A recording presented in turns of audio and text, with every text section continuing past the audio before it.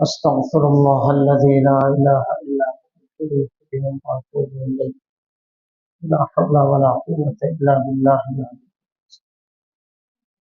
اللهم صل على محمد وعلى آل محمد كما صليت على إبراهيم وعلى آل إبراهيم إنك حميد مجيد. اللهم بارك على محمد وعلى آل محمد كما باركت على إبراهيم وعلى آل إبراهيم إنك حميد مجيد. أعوذ بالله من الشيطان الرجيم. بسم الله الرحمن الرحيم. فتلقى آدم من ربه كلمات فتاب عليه إنه هو التواب الرحيم.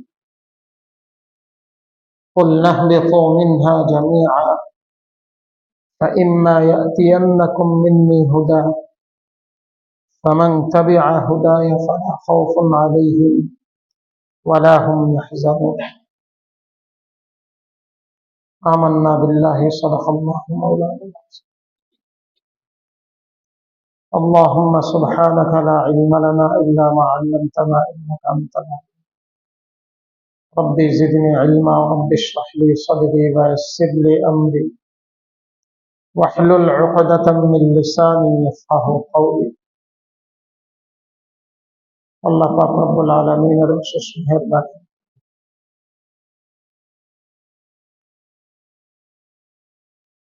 এশার নামাজ জামাতের সাথে আল্লাহ পাক আদায় করার সুযোগ দিয়েছেন। নিয়ত করি, দোয়া করি, সাথে আল্লাহ পাকের কাছে তৌফিক চাই ফজরের নামাজ আল্লাহ পাক যাতে জামাতের সাথে মসজিদে আদায় করার তৌফিক।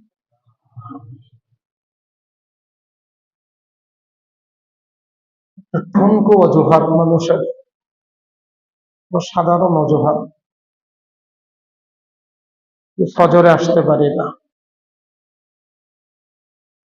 বাড়ির গেট খোলে না, বিভিন্ন ধরনের সমস্যা। আসলে এটা কোনো জটিল কোনো সমস্যা না, এটা আলোচনার দ্বারা সমাধান হয়। এই সমস্ত অজুহাতে ফজরের নামাজের জামাত ছেড়ে দেওয়া গ্রহণযোগ্য না। ছোট ছোট অজুহাতে ফজরের জামাতটা এশার জামাতের মতো হয় না, মুসল্লির সংখ্যা অনেক কম হয়। অনেকে বলে ঘুম থেকে উঠতে পারি না। সুন্নত ছুটে গেলে মানুষের অনেক ক্ষতি হয়।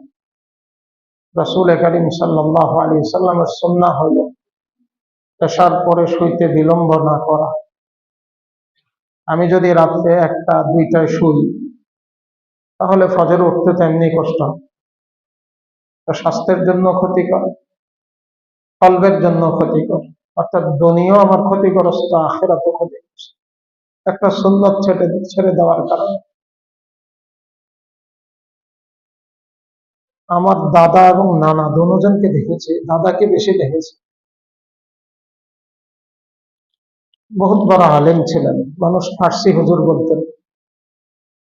সেই সময়ে সাহারানপুরের ফারেক দারুল উলুম দেওবন্দের পাশে এশার আজানের আগে ওনার খানা শেষ হইতে হবে। এশার আজানের আগে খানা শেষ। এশার পরে কারোর সাথে কথা বলতেন। অনেক সময় পাশের বাড়িতে বা পাশের গ্রামে ফুফুকে দিয়ে দিছে, ওনারা এশার পরে আসতেন। ফুফা ব্যস্ত মানুষ, এশার পরে এসে খানা টানা খাইতেন। কিন্তু এই যে মেয়ে আসছে, জামাই আসছে, দাদা কোনোদিন এক শব্দ কারোর সাথে কথা বলেন। দাদার সাথে দেখা করতে হলে দিনে আসতে হবে। সুন্নতের এত পাবন ছিলেন, যার কারণে শেষ সময় পর্যন্ত অনেক বেশি হায়াত পেয়েছে, 100-এর উপরে হায়াত। জটিল কোনো রোগ ছিল না। সুন্নতের মধ্যে মানুষের শেফা, সুন্নতের মধ্যে বরকত। সুন্নত ছুটে যাওয়ার কারণে, শুইতে বিলম্ব করার কারণে আমার অনেক ক্ষতি হচ্ছে। দুনিয়ারও ক্ষতি, আখিরাতেও ক্ষতি। জন্য রাতে নিজেরাও তাড়াতাড়ি শোয়ার ইন্তজাম করা। এতে হয় কি, শুধু ফজরে ঘুমাই, ফজর ছুটে যায়, এটা হয় না। বেলা ওঠার সময় আমি ঘুমিয়ে যাই। হাদিস শরীফের মধ্যে আসছে, বেলা ওঠার সময় যারা ঘুমাইবে তাদের হায়াত কমে যাবে। হায়াত কমার অনেক অর্থ। হায়াত ঠিকই থাকবে, কিন্তু হায়াতের বরকত নষ্ট হয়ে যাবে। সুস্থতা থাকবে না, রিজিকের অভাব থাকবে, নিরাপত্তার অভাব থাকবে, বিভিন্ন ধরনের পেরেশানি লেগেই থাকবে। যারা বেলা ওঠার সময় ঘুমাইবে, বেলা ওঠার সময়, এই জন্য হযরত হাকিমুল উম্মাত থানভী রহমতুল্লাহ আলাইহি বলতেন, সুবহ কে হাওয়া লাখো রুপিয়া কি দাওয়া। এটা ওনার একটা প্রসিদ্ধ মালফুজ, যে সকালের এই বাতাস, স্বচ্ছ বাতাস, এটা অনেক রোগের শেফা। উনি শুইতেন ইশরাক পরে, তারপরে ঘুমের চাপ থাকলে ইশরাকের পরে উঠতেন সেই তাহাজ্জুদের সময়। আরো বড় জিনিস, দেরিতে ঘুমানোর কারণে সবচেয়ে আহাম সময়, গুরুত্বপূর্ণ সময় তাহাজ্জুদের সময় রোনা জারি করার, দোয়া করার, 2-4 রাকাত নামাজ পড়ার, জিকির আজকার করার, তেলাওয়াত করার, সব ইবাদত থেকে আমি মাহরুম, বঞ্চিত হয়ে যাচ্ছি। অনেকে বলে ঘুম আসে না, তাড়াতাড়ি শুইলে ঘুম আসে না। এটার জন্য আমাকে খানা আগে করতে হবে। খানা খেয়েই ঘুমাইলে ঘুম আসবে না, ডাক্তাররাও বলে, শরীয়তও বলে। খানাকে আগে আনতে হবে। খানাকে আগে আনলে শোয়ার আগে অন্তত শোয়ার 1 থেকে 1.5 ঘন্টা আগে যদি খাবার খেতে পারি, তাহলে শোয়ার সাথে সাথে ঘুম। হয়তো প্রথম 2-1 দিন তো অসুবিধা হবে, কারণ অভ্যাস একটা বানাইছি। জন্য এটা যদি আমি নিয়মিত করি, ইনশাআল্লাহ ঘুমও হবে, শেষ রাত্রে ঘুম পুরা হয়ে যাবে। আল্লাহ পাক সুন্নতের পূর্ণ অনুসরণ আমাদের সকলকে তৌফিক দান করেন। আমি সূরাতুল বাকারার 37 এবং 38 নম্বর আয়াতে কারিমা তেলাওয়াত করেছি। প্রথম পঠিত আয়াত যেটা, এই আয়াতের উপর গত সপ্তাহে আলোচনা আমরা কিছু করেছিলাম, যে আদম আলাইহিস সালাতু ওয়াস সালাম যখন জান্নাত থেকে বের হয়ে আসলেন, বা ওনাকে বের করে দিলেন আল্লাহ পাক, ওনার অবতরণ হলো এই জমিনে দীর্ঘ 300 বৎসর পর। আল্লাহ পাক রব্বুল আলামিন ওনার দিলের মধ্যে কিছু কালিমা ঢেলেছেন। এটাকে ইলহাম, কেউ কেউ বলেছেন ইলহাম, কেউ কেউ বলেছেন ওয়াহি। ইলহাম যে কোনো ব্যক্তির হয়, সাধারণ মুমিনেরও হয় ইলহাম। ইলহামের অর্থ হলো, আমার এই কাজটা করতে মনে চায়, এবং কাজটা করার কারণে দেখেছি আমার অনেক লাভ হয়েছে। এই কাজটা কেন যেন আমার করতে মন চাচ্ছে না। আমরা অনেক সময় বলি যে, ভাই কেন যেন আমি এই কাজটা থেকে বিরত থাকলাম, কাজটা করলে আমি আসলে অনেক ক্ষতিগ্রস্ত হব। এই কাজটা করার আমার কোনো প্রস্তুতি ছিল না, প্রিপারেশন ছিল না, তো দিলের মধ্যে হঠাৎই আসছে যে একটু করি, করার কারণে আমার অনেক লাভ হয়ে গেছে। আমরা এরকম বলি। কেন করলাম আর কেন ছাড়লাম, আমি মনে করছি আমিই করছি না, আলহামানি রব্বি, আল্লাহ পাক আমার দিলের মধ্যে ঢেলেছে। এটার নাম হলো ইলহাম। ইলহাম যে কোনো মুমিনের হয়, শুধু আল্লাহর ওয়ালির হয় এমন না, ওয়ালিদের বেশি হয়, সাধারণ মুমিনেরও হয় ইলহাম। আল্লাহ দিলের মধ্যে কোনো একটা জিনিস ঢেলে দেন, হঠাৎ দিলের মধ্যে এই কাজটা করার ইচ্ছা জাগছে, অথবা একটা কাজ সব ব্যবস্থাপনা হওয়ার পরেও কাজটা ছেড়ে দেওয়ার ইচ্ছা হয়েছে, যে কাজটা আমি করব, কিছু না করার মধ্যেই করলাম, মঙ্গল, এটা পরে গিয়ে প্রকাশ পেয়েছে। এটা হলো ইলহাম। এটা সাধারণ মুমিনের হয়, নবীদেরও হয়। নবীদের আরেকটা বিশেষ যেটা, এটা ওহী। আল্লাহ পাক রব্বুল আলামিন ওনাকে যে শিক্ষা দিলেন, এটা কিসের মাধ্যমে দিয়েছেন? ইলহাম অথবা ওহীর মাধ্যমে। কিভাবে দিয়েছেন? হযরত আব্দুল্লাহ ইবনে আব্বাস রাদিয়াল্লাহু তাআলা আনহু এক বর্ণনা এনেছে ইমাম কুরতুবী রাহমাতুল্লাহি আলাইহি তাফসীরে কুরতুবীর মধ্যে, যে হযরত আদম আলাইহিস সালাতু ওয়াস সালাম বাইতুল্লাহ তাওয়াফ করেছেন। আতাফা বিহা সাবআতা আশওয়া, 7টা চক্কর উনি পুরা করেছেন। বোঝা গেল সেই সময় তো বাইতুল্লাহ ছিল। বাইতুল্লাহ যদি নাই থাকতো, তাহলে তাওয়াফ কিভাবে করতেন? ওয়াকামা ওয়া সাল্লা রাকাতাইনি খালফা মাকাম ইব্রাহিম, মাকামে ইব্রাহিমের যে পাথরটা, সেটা হযরত ইব্রাহিম আলাইহিস সালাতু ওয়াস সালাম তখনও ব্যবহার করেননি, ব্যবহার তার পরে করেছেন, কিন্তু পাথর তো সেই সময় ছিল জান্নাতি পাথর। উনি সেই পাথরকে সামনে রেখে বাইতুল্লাহর দিকে ফিরে 2 রাকাত নামাজ আদায় করছে। নামাজ আদায় করে উনি কিছু দোয়া করতেছেন, আল্লাহুম্মা ইন্নাকা তা'লামু সিররি ওয়া আলানিয়াতি, আল্লাহুম্মা ইন্নাকা তা'লামু হালি, আল্লাহ আপনি আমার বাহির ভিতর আমার সব অবস্থা আপনি জানেন। ফাগফিরলি যুনুবি ওয়াগফিরলি খাতিয়াতি, এরকম লম্বা দোয়া। আল্লাহ আপনি আমার অন্যায়কে, আমার ভুলে যাওয়া জিনিসটাকে ক্ষমা করেন। তখন আল্লাহ পাক দিলের মধ্যে ঢেলে দিয়েছেন, ফাতালাক্কা আদামু মির রাব্বিহি কালিমাত ফাতাবা আলাইহি ইন্নাহু হুয়াত তাওয়াবুর রাহিম। কি ঢেলে দিয়েছেন সেটা গত সপ্তাহে আমরা আলোচনা করেছি, যে লা ইলাহা ইল্লাল্লাহু মুহাম্মাদুর রাসূলুল্লাহ। আল্লাহ, এই বাক্য বা এই কালিমাটার ওসিলা আমি আপনার কাছে দোয়া চাচ্ছি, আমি আপনার কাছে মাগফিরাত এবং ক্ষমা চাচ্ছি। তখন ওনারা উভয়ে বলেছেন, রব্বানা যালামনা আনফুসানা ওয়া ইল্লাম তাগফির লানা ওয়া তারহামনা লানাকুনান্না মিনাল খাসিরিন। এর মধ্যে আল্লাহ পাকের সাথে ওনার অনেক কথা, তুমি এই কালিমা কোত্থেকে পেয়েছো, কিভাবে পেয়েছো, কে শিখাইছে, এই সমস্ত কথাবার্তা মুফাসসিরিনে কেরাম লিখেছেন। তো আল্লাহ পাক রব্বুল আলামিনের কাছে যখন দোয়া করেছেন, আল্লাহ পাক বলেন ফাতাবা আলাইহি, আল্লাহ পাক তার দোয়া কবুল করেছে। এখান থেকে বনি আদম, পুরো আদম সন্তানের জন্য শিক্ষা, যে কোনো অন্যায়ের পরে, এটা ইচ্ছায় হোক অনিচ্ছায় হোক, নবীরটা অনিচ্ছায় ছিল, কিন্তু আমাদেরটা বেশির সময় ইচ্ছায় হয়, হতাশ হতে নেই। কারণ হতাশা আল আকায়েদের অনেক বড় মাপের একটা কিতাব, শারহে আকায়েদ আন-নাসাফি, এটার মধ্যে লিখছে আল ইয়াসু কুফরুন ওয়াল আমনু কুফরুন। কোন ব্যক্তি যদি এরকম মনে করে যে আমি এত গুনাহ করেছি, আমাকে কি আল্লাহ মাফ করবে, আমার মতো অপরাধীকে আল্লাহ মাফ করবেন না কখনো, এই যে হতাশা, সে নৈরাশ হয়ে গেছে, এটা কুফরি, এটা সম্পূর্ণ কুফরি।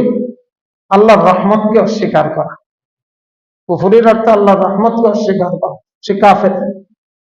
ওয়াল আমনু কুফরুন, অনুরূপ ভাবে কোন ব্যক্তি এত আশাবাদী যে আল্লাহ আমাকে মাফ না করলে কাকে করবে, অতএব আমি অন্যায় যতই করি আল্লাহ আমাকে মাফ করবেন, কারণ তিনি গাফের, গফুর, গফফার। আল্লাহ যেমনি ভাবে গাফের, গফুর, গফফার, তেমনি ভাবে আল্লাহ শাদীদুল ইকাব, আল্লাহ কিন্তু কঠিন শাস্তিদাতা। এগুলো বিপরীত জিনিসটাও মনে রাখা দরকার। আল্লাহর রহমতে পূর্ণ আশাবাদী হওয়া, শাস্তির ভয় না থাকা, এইটাও মানুষের জন্য বিপদের কারণ। আল্লাহ পাকের রহমত থেকে সম্পূর্ণ নৈরাশ হওয়া, এটাও বিপদের কারণ। তাহলে চলতে হবে কিসে? আল ঈমান বাইনার রাজা ওয়াল খাউফ। ঈমান হলো আশা এবং ভয়ের মাঝে। ঈমানের সাথে মুমিনের মধ্যে আল্লাহ পাকের রহমতের আশাও থাকবে এবং আযাবের ভয়ও থাকবে।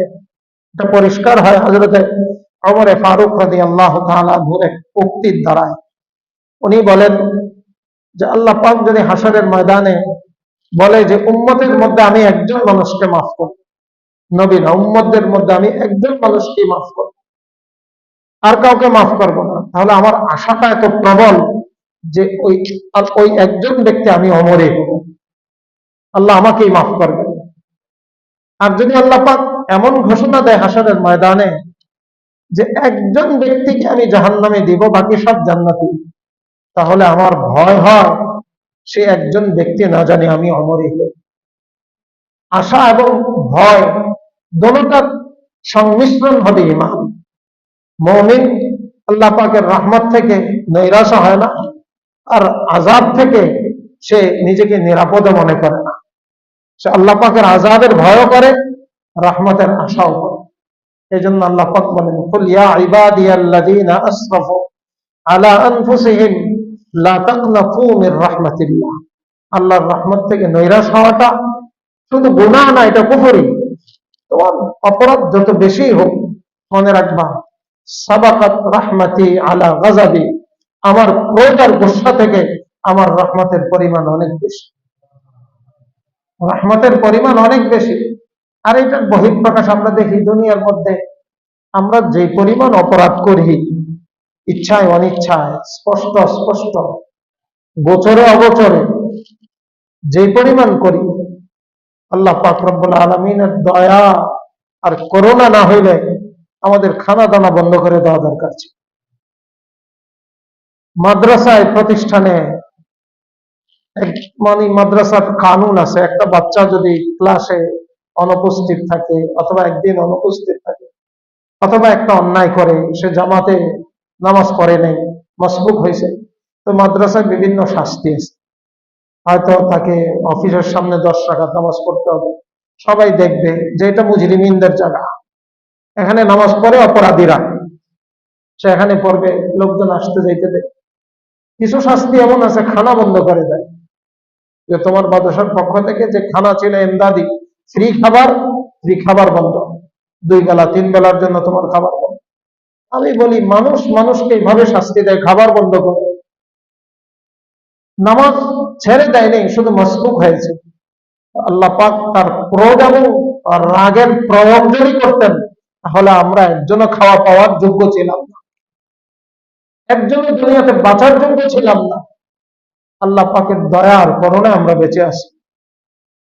তো এখান থেকে আল্লাহ পাক এই কোরআন যাদের কাছে আসছে, এই কোরআনের পেগাম যাদের কাছে আসছে, তাদেরকে আল্লাহ পাক এই তালিম দিচ্ছেন যে তুমিও তোমার অপরাধ থেকে কখনো হতাশ হয় না।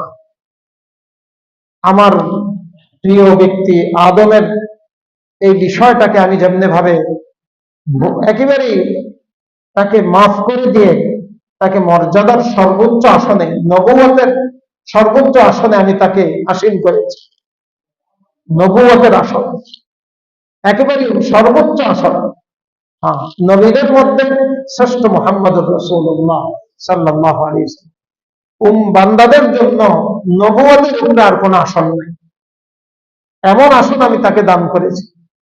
আত-তাইবু মিনাজ যামব কামান লা যামবা লাহু, যারা অন্যায় থেকে তওবা করে তাকে এমন ভাবে আমি মাফ করে দেই, তার আমল নামার মধ্যে দাগটা পর্যন্ত আমি মুছে দেই। দুনিয়াতে পরীক্ষার খাতায় তো মানুষ ভুল করলে সাদা কালি মারে, পরীক্ষক দেখে যে এখানে সাদা কালি লাগাইছে, মানে একটা ভুল সে করেছে, একটা ভুল সে করেছিল, সাদা কালিটাকে মোছার কোনো ব্যবস্থা নেই। আমল নামা এমন না, তওবাটা এমন জিনিস যে আল্লাহ পাক এটাকে এমন ভাবে মোচন করেন, এমন ভাবে পরিষ্কার করেন যে গুনার কোনো চিহ্ন আমল নামার মধ্যে থাকবে না। আল্লাহ পাক বলেন ফাতাবা আলাইহি, তওবা, তওবা কাকে বলে? আত-তাওবা মানাহু আর-রুজু, তওবা শব্দের অর্থ হলো ধাবিত হওয়া, আকৃষ্ট হওয়া। বান্দা গুনাহের মাধ্যমে তার কিবলাটা ঘুরে গিয়েছিল, পশ্চিম থেকে অন্যদিকে সরে গেছে, আল্লাহর থেকে সে শয়তানের দিকে ফিরেছে, জান্নাত থেকে জাহান্নামের দিকে ফিরেছে। গুনাহের কারণে তার রূহ দিকটা পরিবর্তন হয়েছে, কিন্তু তওবার কারণে, তওবার মাধ্যমে সে নিজের দিকটাকে আবার সংশোধন করে, আবার আল্লাহমুখী হয়েছে। এটা হলো আত-তাওবা মানাহু আর-রুজু, এটা হলো তওবার শাব্দিক অর্থ। কোরআনে কারীমের মধ্যে তাওবা শব্দটা ব্যবহার 2 ভাবে হয়েছে। কোথাও তাওবা এটা ক্রিয়া, এটা একটা কর্ম, কাজ, এটার কর্তা বা ফাইল কোথাও আল্লাহ, কোথাও বান্দা। যখন ফাইল বা কর্তা আল্লাহ হয়, তার অর্থ হলো তওবা গ্রহণ করা, তওবা কবুল করা, বান্দাকে মাফ করে দেওয়া। আর এটার কর্তা বা ফাইল যখন বান্দা হয়, তার অর্থ হলো তওবা করা, খালেস মনে আল্লাহর দিকে মুতাওয়াজ্জহ হওয়া। এখন তওবা আসল কাকে বলে? আল্লামা সৈয়দ সুলতান মাহমুদ আলুসি রহমতুল্লাহ আলাইহি তাফসীরে রুহুল মানির মধ্যে লিখছেন, তওবা, তওবার অর্থ হলো, তওবার প্রথম জিনিস হলো আন-নাদামা, তওবার প্রথম জিনিস হলো, বরং তওবার প্রথম জিনিস হলো তারকুল মাসিয়াত, গুনাহকে ছেড়ে দেওয়া। তওবার 1 নম্বর কাজ। আমরা তো অনেকে বলি ভাই আমি তওবা করছি, কাজ করতে যে আর বলে আমি তওবা, আবার বলি তওবা তওবা, আবার বলি তওবা তওবা। এক একজনের তওবার পদ্ধতি এক এক রকম। না, সকলের তওবার পদ্ধতি একরকমই হবে, কারণ আমাদের নবী এক, আল্লাহ এক, শরীয়ত এক, পদ্ধতি এক। তওবা কি? প্রথম জিনিস তওবা তারকুল মাসিয়া, যে গুনাহটা আমি করেছি সেই গুনাহটাকে ছেড়ে দিতে হবে, এক নম্বর কাজ।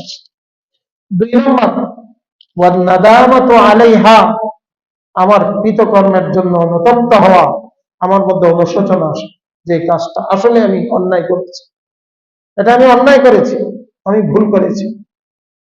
ভুল স্বীকারের মাধ্যমে বান্দার সাথে আল্লাহর সম্পর্ক যেমন ভালো হয়ে যায়, বান্দায় বান্দার সম্পর্ক কি হয়ে যায়? ভালো হয়ে যায়। স্বামী স্ত্রী দুজনের মধ্যে একটু মনোমালিন্য হয়েছে, একজন যদি ছোট হয়ে যায়, একজন যদি ছোট হয়ে যায়, আমার ভুল হয়ে গেছে, বাস এই মান অভিমানটা ভালোবাসায় পরিণত হয়। বন্ধু বন্ধু, পার্টনার, ব্যবসায় দুইজনের মধ্যে একটু মনোমালিন্য হয়েছে, একজন যদি একটু নত হয়ে যায়, কি হয়েছে? এক সাহাবিক আল্লাহ রসুল বলেন, তাওয়াযা, নত হও, বিনয়ী হও, মান তাওয়াযা লিল্লাহি ফাকাদ রাফাআহুল্লাহ, তুমি নিচা হইবা তো আল্লাহ তোমাকে উঁচা বানায় দিবে। বীজ, বীজ যে কোনো জিনিসের বীজটা যখন নিচে যায় তো আল্লাহ এটাকে উপরে ওঠায়, এটা বৃক্ষ হয়ে উপরের দিকে উঠতে থাকে, কত বড় হয়, আল্লাহ পাক যত বড় হওয়ার সুযোগ দেন বড় হইতে থাকে। তো যদি নিচে না যাইতো তাহলে এটা বড় হওয়ার সুযোগ পাইত না। যে নিচে যাবে আল্লাহ তাকে উঁচা উঠাইবে, তাকে উপরে উঠাই দিবে। এজন্য বিনয়, ক্ষমা, এটা বান্দা বান্দার মাঝে এবং বান্দা আল্লাহর মাঝে সর্বদা এটা গুণ এবং সৌন্দর্য, কোথাও এটা দোষের না। ছোট হইলে কি হয়, নিজের দোষ না, তারপরে যদি বলি ভাই আচ্ছা ভুল আমার হয়ে গেছে, স্বামী স্ত্রীর মধ্যে বুঝতেছে ভুলটা স্ত্রীর পক্ষ থেকে হয়েছে, সে মানবে না, আচ্ছা ঠিক আছে ভুলটা আমার পক্ষ থেকে, মেনে নিলে অসুবিধাটা কি? এই এই অনুভূতি মানুষের মধ্যে বহুত ভালো স্বভাব। হযরতে আম্মা জান আয়েশা রাদিয়াল্লাহু তাআলা আনহা, আল্লাহ রাসূল ওনার ঘরে, আজকে ওনার ঘরে রাত্রিবেলায় হযরত জিবরাইল আলাইহিস সালাতু ওয়াস সালাম আসছেন। এর আগে আল্লাহ রাসূল ঘর থেকে বের হয়ে গেছেন, আম্মা জানকে ডাকেন নাই, ডাক দেন নাই, আল্লাহ রাসূল বের হয়ে গেছেন।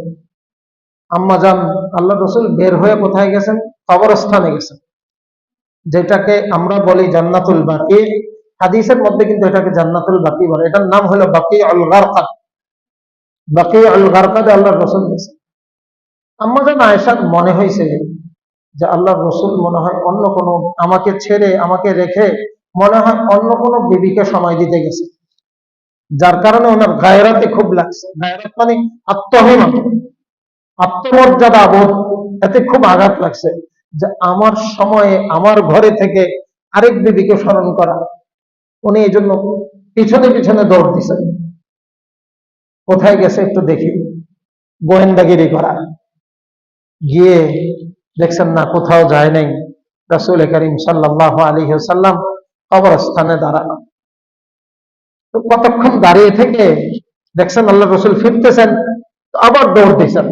রাতের বেলায় তো কেউ নাই, দৌড়াইলে আসছেন, খুব অস্থির হয়ে গেছে মানুষ, দৌড়াইলে যা হাঁপাইতেছিলেন। রাসূল করিম সাল্লাল্লাহু আলাইহি ওয়াসাল্লাম যখন আসছেন, আসার পরে দেখেন যে অবস্থাটা একটু ব্যতিক্রম মনে হচ্ছে, ঘুমন্ত ব্যক্তির মতো না, জাগ্রত ব্যক্তির। আবার জাগ্রত ব্যক্তিও ক্লান্ত, কেন? দৌড়ে আসছে। রাসূল করিম সাল্লাল্লাহু আলাইহি সাল্লাম বলেন, আয়েশা কি খবর, তুমি কি কোনো সন্দেহ করেছ? আল্লাহ রাসূল রোগটা ধরে ফেলছেন, তুমি সন্দেহ করেছ? বলে আমার গায়রাতে লেগেছে, আমার আত্মমর্যাদা আঘাত করেছে, এই জন্য আমি আপনাকে দেখার জন্য দৌড়ে গেছি। আবার আপনি আসার আগে আমি বিছানায় পৌঁছে গেছি। রাসূল করিম সাল্লাল্লাহু আলাইহি সাল্লাম বললেন, দেখো আসলে জিবরাইল আলাইহিস সালাতু ওয়াস সালাম আসছিলেন, ঘরের বাহিরের থেকে আমাকে ডাকছেন, ভিতরে ঢোকেন নাই, কারণ রাতের বেলায় স্ত্রীর পাশে শোয়া বা স্ত্রী আমার পাশে শোয়া, কাপড় চোপড় এলোমেলো থাকতে পারে, কাপড় চোপড় এলোমেলো থাকতে পারে, যার কারণে ঢুকেন নাই ঘরে, বাহিরের থেকে আমাকে সালাম দিয়েছেন। আমি যখন বের হয়ে গেছি তখন বলছেন যে আল্লাহ পাক আমাকে পাঠাইছেন আপনাকে একটা পেগাম পৌঁছানোর জন্য, আপনি জান্নাতুল বাকি বা বাকিউল গরকাতে গিয়ে তাদের জন্য আজকের রাত্রে মাগফিরাতের দোয়া করেন। এখন রাসূল করিম সাল্লাল্লাহু আলাইহি ওয়াসাল্লাম বলছেন, ইয়া আইয়ুহাল্লাযীনা আমানু ইজতানিবু কাসীরাম মিনাজ যন ইন্না বা'দাজ যন্নি ইসম। দেখেন বিবিকে কিভাবে শিক্ষা দিচ্ছেন যে তুমি যে আমার প্রতি ধারণাটা করছো যে তোমার সময় আমি অন্য কারো কাছে গিয়েছি, এটা একটা খারাপ ধারণা, যে তোমার হক আমি নষ্ট করছি। কোন ব্যক্তির প্রতি খারাপ ধারণা করা এটা কি সগীরা গুনাহ না কবিরা গুনাহ? কবিরা গুনাহ। আম্মা জানা আয়েশা রাদিয়াল্লাহু তাআলা সাথে সাথে বলেছেন আমার ভুল হয়েছে, আমি তওবা করতেছি। এটা শিক্ষা উম্মতের জন্য, যে একজন নিজের ভুলকে স্বীকার করে নেওয়া যে আসলে এটা আমার অনুচিত, এটা আমার জন্য ঠিক হয়নি। যাই হোক, তো তওবার এক নম্বর কাজ হলো তারকুল মাসিয়া, অন্যায়কে ছেড়ে দেওয়া।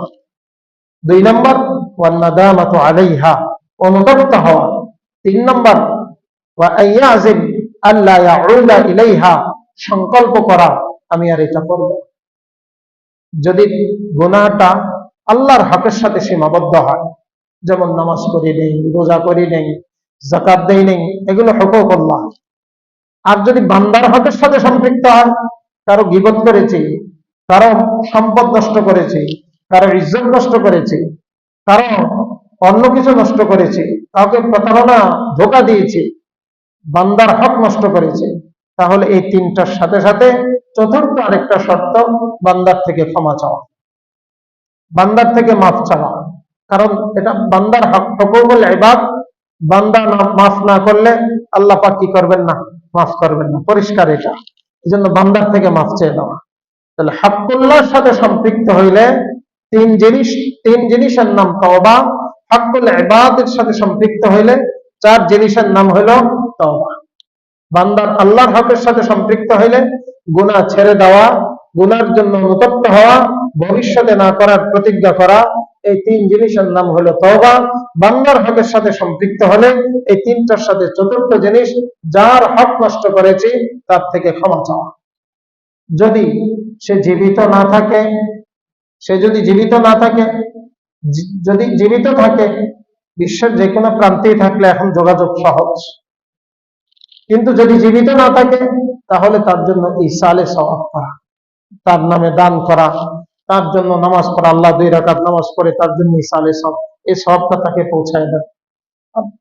কিছু দুরূদ শরীফ পড়লাম, কয়েকবার সূরা ইখলাস পড়লাম, এইভাবে ঘন ঘন তার জন্য ইসালে সওয়াব করা, যে কোনো পদ্ধতিতে।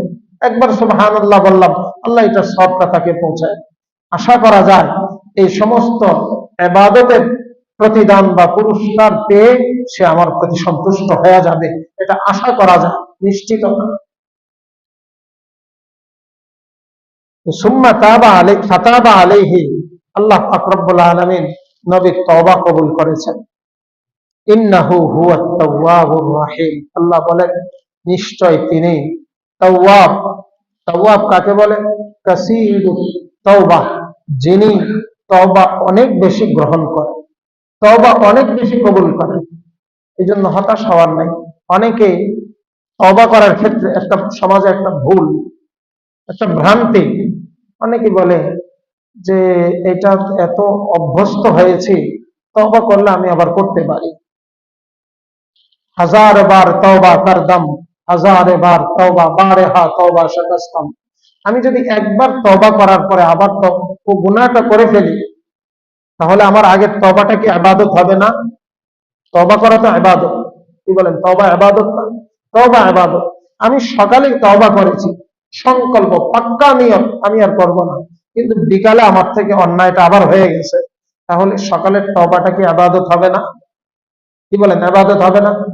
সকালের তওবা ইবাদত। স্বয়ং তওবাটাই একটা আমল, তওবাটাই একটা ইবাদত।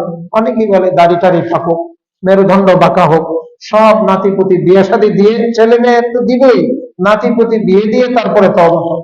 এতদিন পর্যন্ত আমার হায়াত যে হবে, এটার নিশ্চয়তা কি? এই জন্য আমাদের করাচির হযরত রহমতুল্লাহ আলাইহি বলতেন যে হামেশা ওযু কে সাথ রহো, হামেশা তওবা কে সাথ রহো, সর্বদা তওবার সাথে থাকো। একজন ব্যক্তি নিয়ত করেছে যে আমি সর্বদা ওযুর সাথে থাকবো, তার অর্থ কি? তার কোনো ওযু ভাঙবে না। একজন ব্যক্তি নিয়ত করেছে যে আমি 24 ঘন্টা ওযুর সাথে থাকবো, তার অর্থ কি? তার ওযু কখনো ভাঙবে না? ওযু ভাঙবে, বাতাস বের হবে, পেশাব করবে, পায়খানা করবে, রক্ত বের হবে, বমি করবে, যে কোনো ভাবে ঘুমাইবে, যে কোনো ভাবে ওযু ভেঙে যাবে, কিন্তু ভাঙার সাথে সাথে সে আবার করে নিবে, ভাঙার সাথে সাথে আবার করে নিবে। তো আবার অর্থ এমন না যে আমার দ্বারা আর কখনো গুনাহ হবে না। গুনাহ তো আমার দ্বারা হবেই, আমি গুনার সমাজের মধ্যে বাস করি, গুনাহ তো হবেই, কিন্তু আমি তওবা গুনাহ হওয়ার সাথে সাথে তওবা করে নিব, যাতে করে আগামী সামনে গুনাহ হওয়া পর্যন্ত এই সময়টার মধ্যে যদি আমার মৃত্যু হয়ে যায়, আমার মৃত্যুটা যাতে তওবার সাথে, আমার মৃত্যুটা যাতে তওবার সাথে হয়। যেমন কথার কথা, একজন মানুষ একটা গুনাহ সকালে একবার করে, বিকাল একবার করে। সকালে গুনাহটা করে যদি খালিস মনে তওবা করে, সন্ধ্যার আগ পর্যন্ত যদি সে মারা যায় আর তার ওই তওবাটা যদি কবুল হয়, তাহলে আল্লাহ পাকের কাছে নিষ্পাপ হয়ে উঠবে, সে বেগুনাহ হয়ে উঠবে, কারণ তওবা তার কবুল হয়েছে। জন্য এটা ভুল যে আবার যদি হয়ে যায় এই ভয়ে মানুষ তওবা করে না।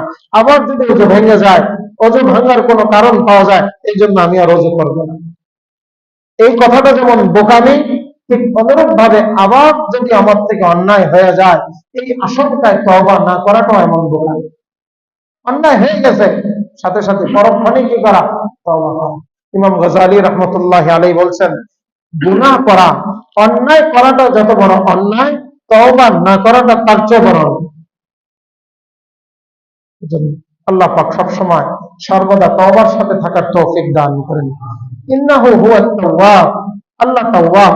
তাওয়াবের অর্থ যিনি তওবা বেশি কবুল করেন, তওবা অনেক পরিমাণে কবুল করেন, এবং তওবা এমন ভাবে কবুল করেন যে গুনাহের কোনো নিশানা, গুনাহের কোনো চিহ্ন আমলনামার মধ্যে থাকে। কেন করেন? আর রাহিম, তিনি অতি দয়ালু, করুণাময়, দয়াবান, তার দয়ার কোনো শেষ নাই। এই জন্য উনি বান্দার অপরাধ বারবার হওয়ার পরেও বান্দা যখন বারবারই তওবা করে, প্রত্যেকটা তওবাকে আল্লাহ পাক কবুল করেন। কুল্লাহ বিতু মিনহা জামিআ, আল্লাহ বলেন যাও। এখানে কোরআনে কারীমের যে আয়াত বর্ণনা, এখানে সিরিয়ালটা আল্লাহ পাক ঘটনা যে ঘটেছে, ঘটনার যে তরতিব, সিরিয়াল, ঘটনা আগে কি ঘটছে পরে কি ঘটছে, এটা আল্লাহ পাক খেয়াল করেন নাই, বা এটা আল্লাহ পাক রক্ষা করেন নাই। আল্লাহ পাক যেখানে নসিহত যেটা দরকার সেখানে সেটা দিয়েছেন। কুল্লাহ বিতু মিনহা জামিআ, এই ঘটনাটা আল্লাহ পাক আগে ঘটাইছেন, বা আগে বলেছেন কথাটা যে তোমরা এখান থেকে বের হয়ে যাও, জমিনে অবতরণ করো। তারপরে কি গত আয়াত বা আগের আয়াতে যা ঘটেছে এগুলো পরে হয়েছে।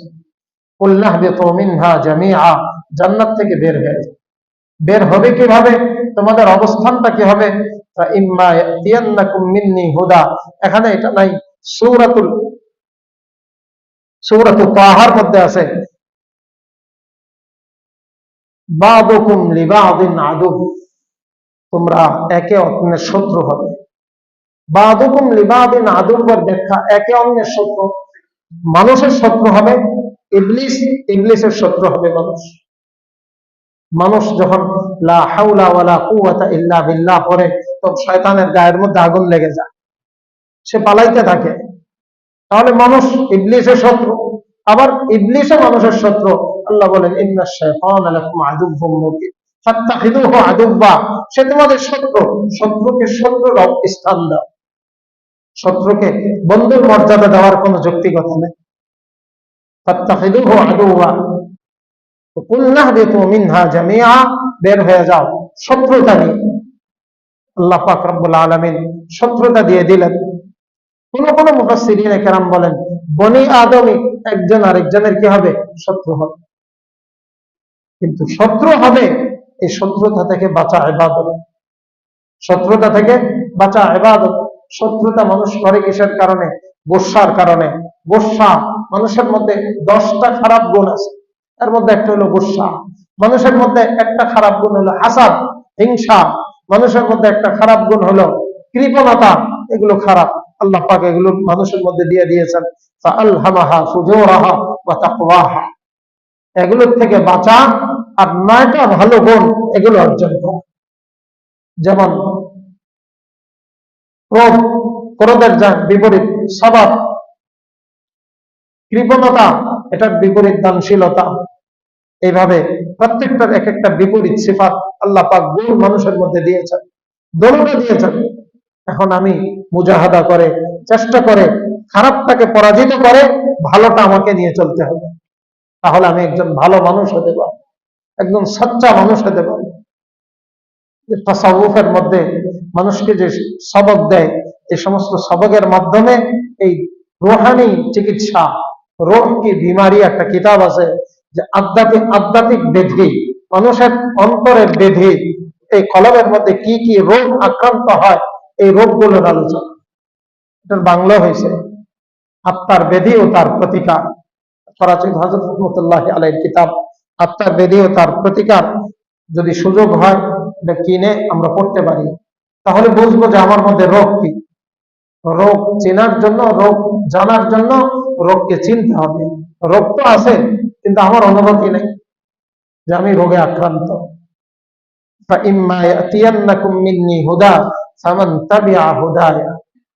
আমি তো সভ্যতা দিয়ে দিলাম। আল্লাহ বলেন আমি তোমাদেরকে এই জিনিস দিয়ে দিছি, এটার থেকে বাঁচার উপায় হলো আমি হেদায়েত পাঠাবো। হেদায়েত কে নিয়ে আসবে? নবীরা নিয়ে আসবে, রাসূলরা নিয়ে আসবে, কিতাবের মাধ্যমে, নবীদের অনুপস্থিতিতে নবীদের ওয়ারিস যারা উলামায়ে কেরাম। فإما يأتينكم مني هدى فمن تبع هدايا فمن تبع هدايا সূরা তাহার মধ্যে আল্লাহ বলেন ফামান ইত্তাবা হুদায়া ফালা ইয়াদিল্লু ওয়ালা ইয়াশকা ফালা ইয়াদিল্লু ফিদ দুনিয়া ওয়ালা ইয়াশকা ফিল আখিরাহ। যে আমার প্রেরিত এই হেদায়েতকে যারা অনুসরণ করবে তারা দুনিয়াতে পথভ্রষ্ট হবে না, ওয়ালা ইয়াশকা, আখিরাতে সে হতভাগা হবে না। দুনিয়াতে সে সঠিক পথের অনুসারী হবে, আখিরাতে সে সৌভাগ্যবানদের অন্তর্ভুক্ত হবে যদি এই হেদায়েতকে সে অনুসরণ করে। আর হেদায়েত আল্লাহ পাক বলছেন যালিকাল কিতাবু লা রাইবা ফি হুদান লিল মুত্তাকিন। এটা হলো হেদায়েত, পুরো কিতাব হেদায়েত আমার জন্য। ফামান ইত্তাবা হুদায়া ফালা খাউফুন আলাইহিম ওয়ালা হুম ইয়াহজানুন। যারা অনুসরণ করবে হেদায়েতের, এখানে আল্লাহ বলেন তাদের কোনো ভয় নাই, তাদের কোনো চিন্তা নাই। তাদের কোনো ভয় নাই। কিসের ভয়?